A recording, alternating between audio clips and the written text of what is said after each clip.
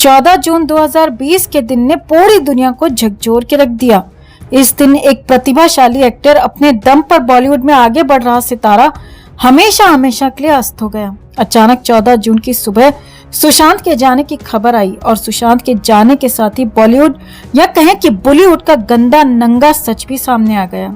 सच्चाई सामने आई ग्रुपिज्म की, नेपोटिज्म की, कैंपिज्म की और किसी को सोशल सर्कल में अकेला छोड़ देने की। बावजूद इसके कि वो बहुत टैलेंटेड है, आपकी इंडस्ट्री में बहुत अच्छी फिल्मों में काम कर चुका है, लेकिन अगर वो आउटसाइडर है, टीवी से आया है, तो हर मुमकिन कोशिश करो उसे रोकने की, उसे तोड़ने की, उसे बार बार बर्बाद करने की, जो कि इस गटरवुड ने सुशांत के साथ किया। और इस बात के लिए उन दिनों जो दो नाम सबसे पहले और सबसे ज्यादा चर्चा में आए वो थे तिरछी टांग वाली किरण मौसी और कभी दीपिका तो कभी रिहाना को कॉपी करते कॉपी पेस्ट वाली so called self acclaimed star kid nepo kid Alia Bhatt का, जिन्होंने मिलकर सबसे पहले सुशांत को बर्बाद करने की शुरुआत की थी। और तब सुशांत ने इन दोनों को ही मुंह तोड़ जवाब भी दिया था। तो आखिर ऐसा क्या किया था किरण मौसी और कॉपी कैट आलिया भट्ट ने? कैसे सुशांत ने दोनों को कर दिया था शर्मिंदा? आपको दिखाते हैं, बताते हैं सब। आप भी इस खबर को ज्यादा से ज्यादा लाइक और शेयर कर अपना प्यार और सपोर्ट दिखाएं और कमेंट में इसे लेकर आप भी अपनी बात, अपनी राय जरूर रखें। चैनल के साथ जुड़कर चैनल को सब्सक्राइब कर हमारी आवाज बने।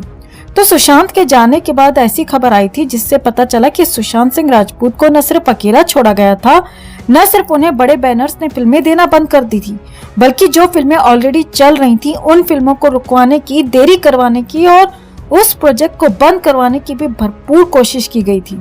वैसे तो सुशांत को रोकने की कोशिश, उन्हें बर्बाद करने की कोशिश बॉलीवुड के कई गुंडों ने की थी, लेकिन आज हम बात करने वाले हैं कि किस तरह किरण मौसी और उसकी उपज, उसकी चमची आलिया भट्ट ने सुशांत को परेशान करने की शुरुआत की थी। जी हाँ, हम यहाँ राब्ता फिल्म की बात कर रहे हैं। आपको जानकर हैरानी होगी कि इस फिल्म में इनिशियली आलिया भट्ट को सुशांत के अपोजिट कास्ट किया गया था। इस फिल्म के लिए आलिया ने अपनी डेट्स तक दे दी थी, वहीं सुशांत सिंह राजपूत ने भी अपनी डेट्स दे दी थी। बताया जाता है कि आलिया ने जल्द से जल्द शूटिंग शुरू करने का प्रेशर बनाया था, क्योंकि वो उस वक्त बिजी चल रही थी।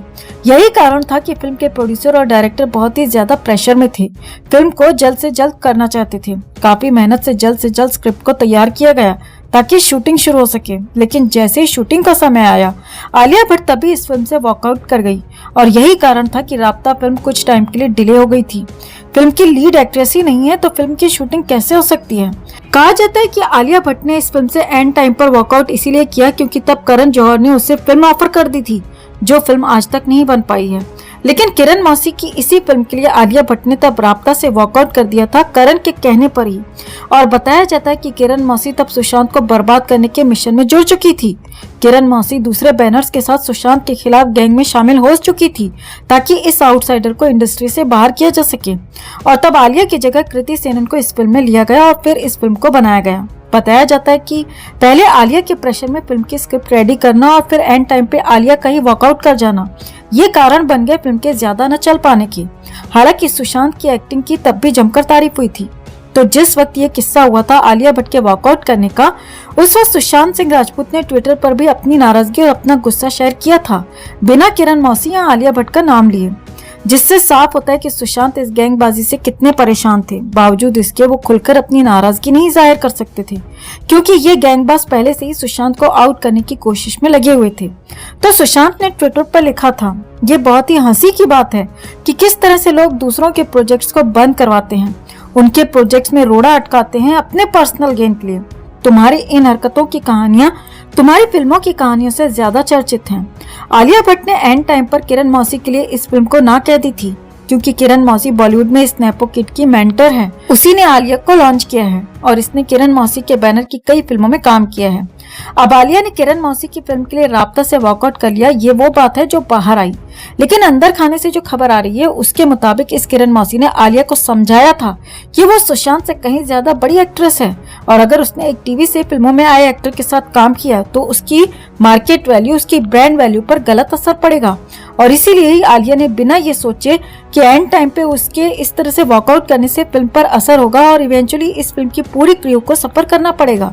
और सबसे ज्यादा जिस पर इसका नेगेटिव इम्पैक्ट होगा वो सुशांत सिंह राजपूत, जो कि इस फिल्म के हीरो थे और अपनी कड़ी मेहनत से इस ruled by nepo kids industry में अपनी जगह बनाने की कोशिश कर रहे थे।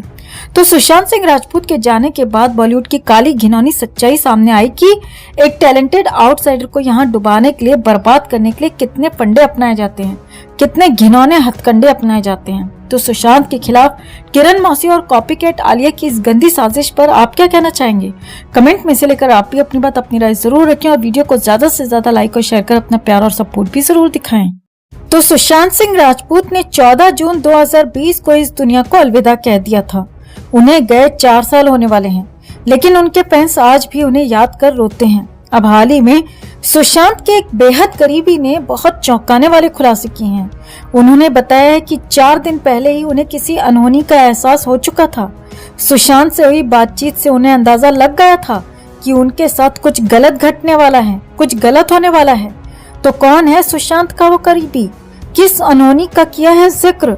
सुशांत ने ऐसा क्या कहा था इनसे? आपको दिखाते हैं, बताते हैं सब। आप भी इस खबर को ज्यादा से ज्यादा लाइक और शेयर कर अपना प्यार और सपोर्ट दिखाएं और कमेंट में जस्टिस फॉर सुशांत लिखना ना भूलें। चैनल के साथ जुड़कर चैनल को सब्सक्राइब कर हमारी आवाज बने। तो सुशांत की बहन श्वेता कीर्ति अक्सर उन्हें याद करती रहती हैं और सोशल मीडिया पर उनके लिए पोस्ट भी शेयर करती रहती हैं। अब हाल ही में श्वेता कीर्ति ने बताया कि उन्हें अपने भाई की मौत से 4 दिन पहले ही अनहोनी का एहसास हो गया था।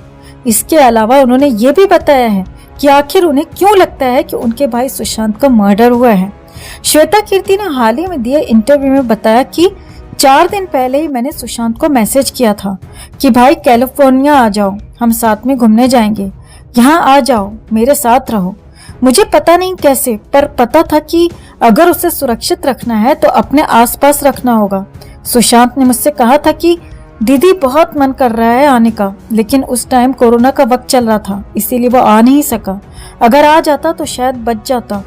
एक्टर की बहन ने आगे कहा कि मुझे आज भी अफसोस होता है कि काश मैं थोड़ा और जोर देती, काश कुछ तो किया होता।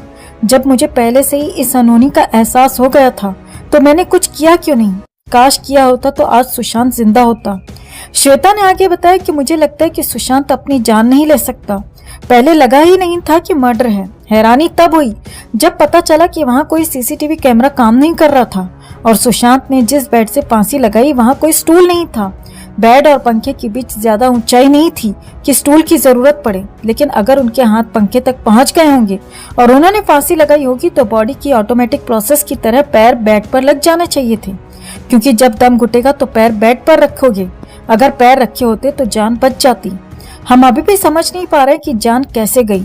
तो फैंस के साथ साथ परिवार को भी इस बात का पूरा यकीन है कि सुशांत खुद नहीं गए, उन्हें भेजा गया है, बेरहमी से भेजा गया है और हमारी तरह वो भी सुशांत के इंसाफ का इंतजार कर रहे हैं।